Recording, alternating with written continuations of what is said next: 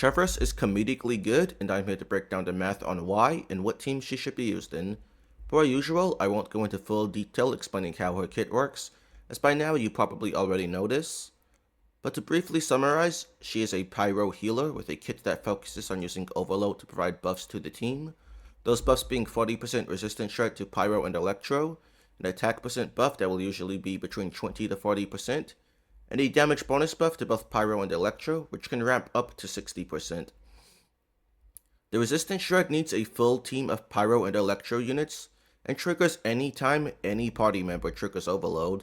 The buff lasts 6 seconds and can be triggered from off-field, so it's really easy to get full uptime on this.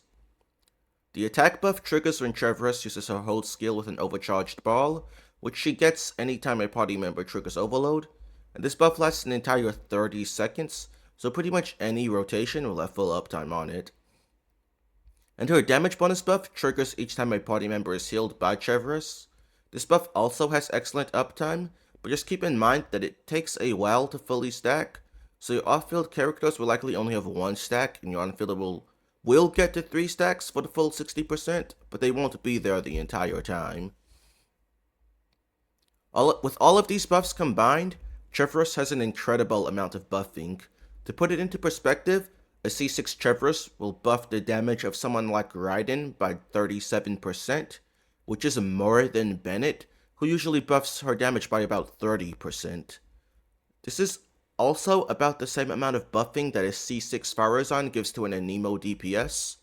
So when you realize that Chevreuse has C6 Pharazon levels of buffing, with her buffs being for the entire team, and also healing, it starts to become clear just how comedically good this character is. But this does come at the cost of only being able to run pyro and electro party members on your team, so what teams can actually make use out of her? One character that definitely benefits tremendously from Chevreuse is Yoimiya. You lose out on Vaporize by using Chevreuse, but Yoimiya has standard ICD, so she can only vaporize a third of her hits anyway, whereas Chevreuse buffs literally all of her damage by a lot. Furthermore, by not using Vaporize, Yoimiya is able to dodge or get interrupted without losing nearly as much damage as she would in Vaporize, making shieldless Yoimiya a lot more realistic to recommend, especially since a lot of enemies will be stun locked by overload. There are 2 teams I recommend for Yoimiya with Chevreuse. The first one is Yoimiya, Chevreuse, Bennett, Fischl. Bennett and Chevreuse will provide a ton of buffing to Yoimiya and Fischl. Yoimiya is an excellent Fischl driver. Since all of Yoimiya's damage comes from normal attacks, she gets a lot of Fischl C6 procs, and since Electro will be the aura, Yoimiya will own the overloads, resulting in a ton of A4 procs from Fischl as well. The team DPS for this comes in at about 74k, which is the highest I've gotten for any Yoimiya team. It's way higher than her traditional teams like Double Gia with Yelan, Zhongli, and Yunjin. It is also higher than shieldless teams like Double Hydro, Farina, Yelan, Bennett. Also, one thing to point out with the rotation I have here is, I calculated this over 2 rotations instead of just 1. The reason for this is, you want to get the buffs started as soon as possible, so that everyone can get them, but you need to first get an overload. If you open the rotation with Oz for Electro, Oz will not snapshot the buffs that aren't up yet, so we are instead starting the first rotation with Fischl's charged attack to get that initial Electro application. You don't need to do this again after the first rotation because of how long the buffs last, so that is why 2 rotations are calculated. The second team I have for Yoimiya is Yoimiya, Chevreuse, Fischl, Beidou, so just replacing Bennett with Beidou. You would only do this in AoE content, taking advantage of Beidou's burst to compensate for the lack of AoE on Yoimiya and Fischl. What's also nice about Beidou is her C1 gives a shield.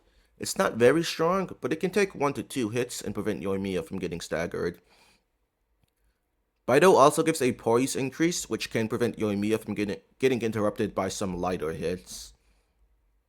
The DPS here is only slightly lower than using Bennett, but keep in mind it will fall off hard in single target due to the way Beidou works, so I would only use Beidou over Bennett specifically for AoE content. Now the next character that utilizes Chevreuse very well is Raiden.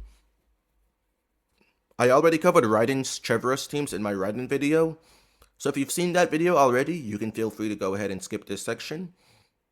But Chevreuse provides a very significant amount of buffing to Raiden, and Chevreuse teams are Raiden's new highest on-field DPS teams. As an on-fielder, Raiden doesn't utilize any elemental reactions to maximize her damage, so the only thing you really sacrifice by using Chevreuse is not being able to use a Nemo for grouping. Chevreuse does have some grouping. Her burst pushes enemies inwards and towards Chevreuse. It's actually pretty nice for grouping lightweight enemies, but it doesn't seem to do much against anything bigger than like a treasure hoarder.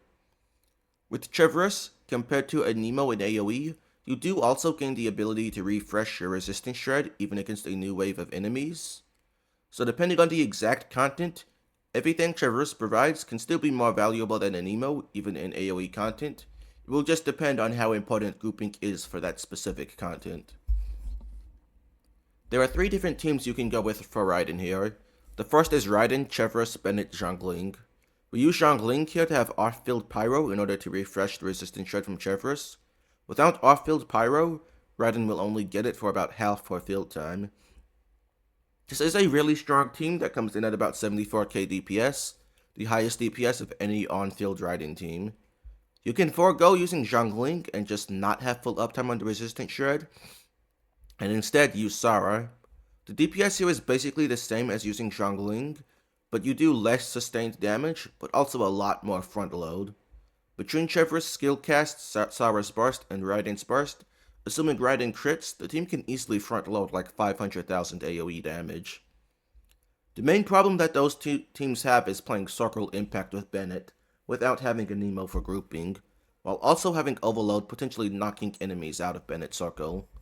But Chevreuse buffing is so high that you don't even need Bennett, since she covers the healer role already.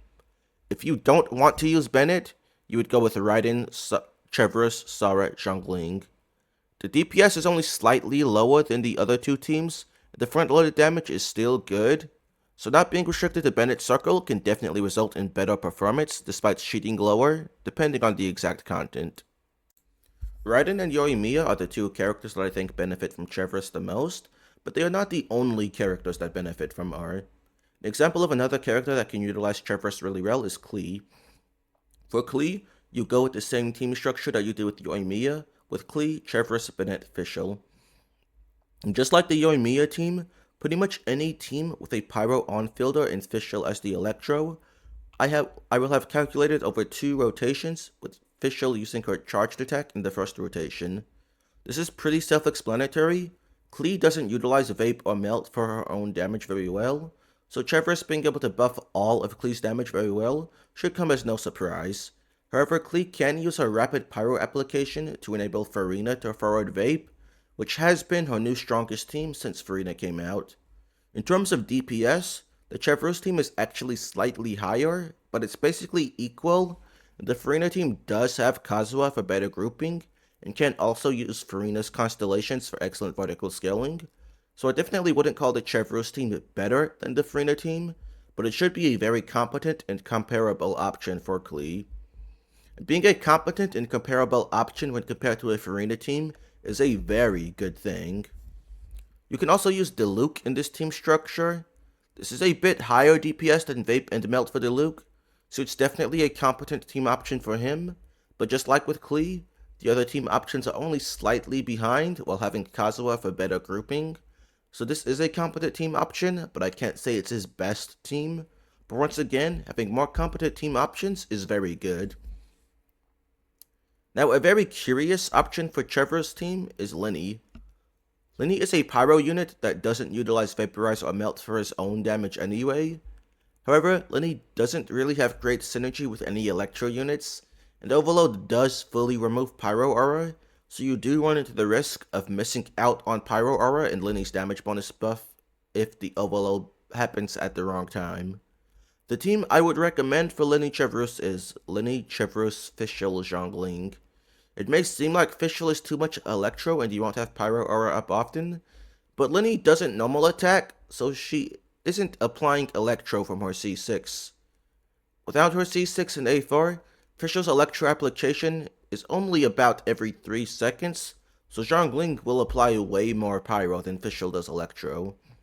The DPS here is pretty high, coming in at about 79k, although Lyney has higher DPS team in Lyney, Bennett, Zhongling, Farina, which is like 84k. Lyney's teams with a grouper also aren't far behind this, coming in at about 75k.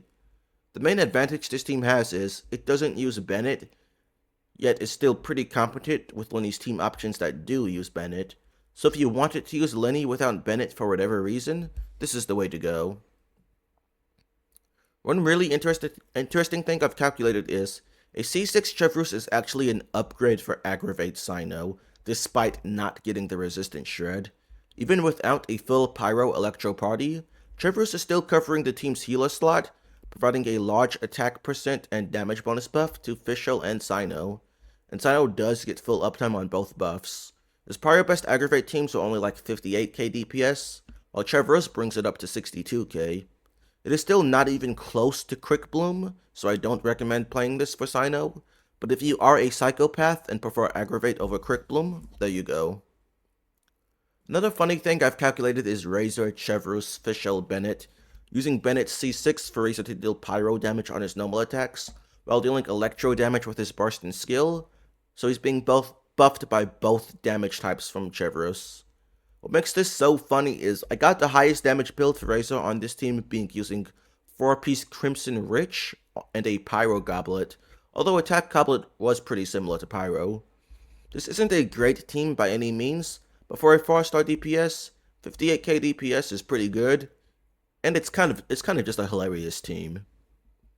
Those are the main teams that I want to cover. There are other Pyro and Electro units you can use Chevreuse with, but we would be here all day if I tried to cover how good Chevreuse is with every single Pyro and Electro unit. To recap, she is best in slot with Raiden and Yoimiya. This is a very competent team option for characters like Klee, Diluc, Lyney, and more. Now that we have an idea on her teams, I do want to go over Chevreuse's Constellations and how important they each are. C1 gives 6 energy to an active character that triggers Overload with a 10-second cooldown. This is pretty nice to have, but it's not super important. Most of her teams don't really need the energy much, but it's nice to have. C2 basically makes her first hold skill gain 240% attack scaling pyro damage, so it's a decent bit more personal damage. Nothing crazy, but pretty nice. C3 increases her skill by 3. It's good for her personal damage and healing. It doesn't improve her buffing at all, so if you're using her on a pure HP build, it's not going to be super important, but if you're using her as a sub DPS, it's a pretty nice damage increase. C4 is excellent for her personal damage and what gives her good sub DPS capability. It lets her use her hold skill up to 3 times if you use her burst first. This can result in some really nice AoE front-loaded damage, so this is a really good constellation to go for if you can. C5 increases her burst level by 3, good for some extra personal damage. Not super important, but pretty nice. And C6 is her best constellation, and is where her damage bonus buff comes from. You definitely want to get this constellation if you can, but I'm sure you're wondering how important it actually is to have C6, so here's some math. If you play a team like Raiden, Chevreuse, Bennett, Zhongling, the DPS with a C0 Chevreuse is about 66k. This is about an 11% team damage decrease from C6, so C6 is about an 11% increase over a C0 Chevreuse in this team, but she is still plenty good at C0. 66k DPS is still higher than most of Raiden's non-Chevreuse team options, so getting Chevreuse to C6 is very nice, but it's nothing like someone like Faruzan who nearly needs C6 to function. And to quickly go over how to build Chevreuse, if you are using her on a sub DPS build, go with the best DPS polearm that you have for her. Staff of Humma is ideal because it also gives HP, so it improves her attack buff a bit at the same time. If you are using Chevreuse on a healer build, just go with something like Rightful Reward or Favonius Lance. For her artifacts, on a sub DPS build at C4, Golden Troop is ideal since most of her damage comes from her skill. Otherwise, just use 2-piece combos. On a healer build, use Noblesse if no one else on the team has it already. Otherwise, you can just use 4-piece Song of Days Past. Main stats, attack damage crit for sub DPS build, and triple HP for a healer build, so that you can also maximize her attack buff. And that's about everything to cover with Chevreuse. Overall, she is a niche character, but that's fine because she is very good at what she does, and she is best in slot for a few teams, and a very competent option for many others. And unlike other niche 4-star buffers, you don't need C6 for her to be good. You do eventually want to get her C6 over time, but it's not something that you should feel like you need to get right now. So far, I have been very impressed with Fontaine 4-star units. Lynette is really good and very underrated. Fermnet is nothing amazing, but he's a pretty solid DPS. Charlotte is incredible in Farina teams, aka the best teams in the game. Now we have Chevreuse, whom did not disappoint at all. Hopefully the trend keeps up. If you liked today's video, please be sure to give a like and subscribe, and also comment down below letting me know your thoughts. Thanks. Bye.